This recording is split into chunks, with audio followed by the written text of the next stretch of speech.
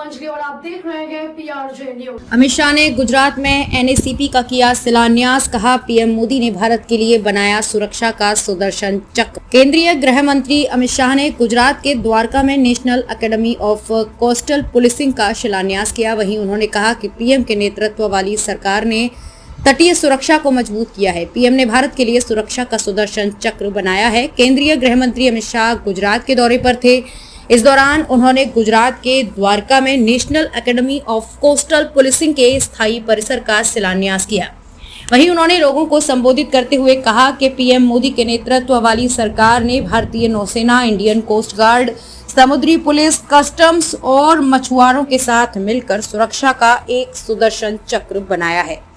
अमित शाह के द्वारा द्वारका में 470 करोड़ रुपए की लागत से बनने वाले national academy of coastal policing के स्थायी परिसर की आधारशिला रखी। वहीं उन्होंने कहा कि खुले समंदर में भारतीय नौसेना के जहाज और विमानों द्वारा सुरक्षा की जाती है। मध्य समुद्र में भारतीय नौसेना और तटरक्षक बल को टेरिटोरियल वाटर में BSF की वाटर विंग सुरक्षा का संचालन करते हैं। साथ ही ये भी कहा कि गांव में देशभक्त मछुआरे सूचना का माध्यम बनकर देश की सुरक्षा सुनिश्चित करते हैं। गृह मंत्री ने कहा कि इन सभी आयामों पर भारत सरकार ने एक शांतिपूर्ण तटीय सुरक्षा नीति अपनाई है और एक एकीकृत दृष्टिकोण के माध्यम से देश के तटों को सुरक्षित करने का काम किया है। उन्होंने कहा कि तटीय सुरक्षा में लापरवाही के कारण हमारे देश को कई परिणाम भुगतने पड़े हैं, लेकिन अब ऐसा नहीं होगा क्योंकि समुद्री तटों पर भी सुरक्षा के पुख्ता इंतजाम कर दिए गए हैं। शाह ने कहा कि आज देश के प्रधानमंत्री के रूप में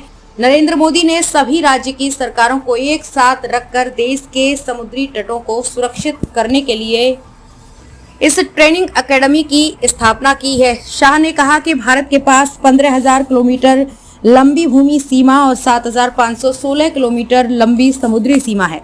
उन्होंने कहा कि 7,516 किलोमीटर लंबी समुद्री सीमा में से 5,422 किलोमीटर मुख्य भूमि सीमा है और 2,000 किलोमीटर से अधिक द्वीप की सीमा है। इनमें से 1,382 द्वीप, 3,337 तटीय गांव, 11 प्रमुख बंदरगाह, 241 गैर प्रमुख बंदरगाह और 135 प्रतिष्ठान शामिल हैं।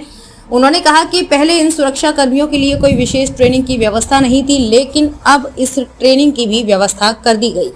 खबरों में अब तक के लिए बस इतना ही। मिलते हैं फिर ऐसी की बड़ी खबर के साथ।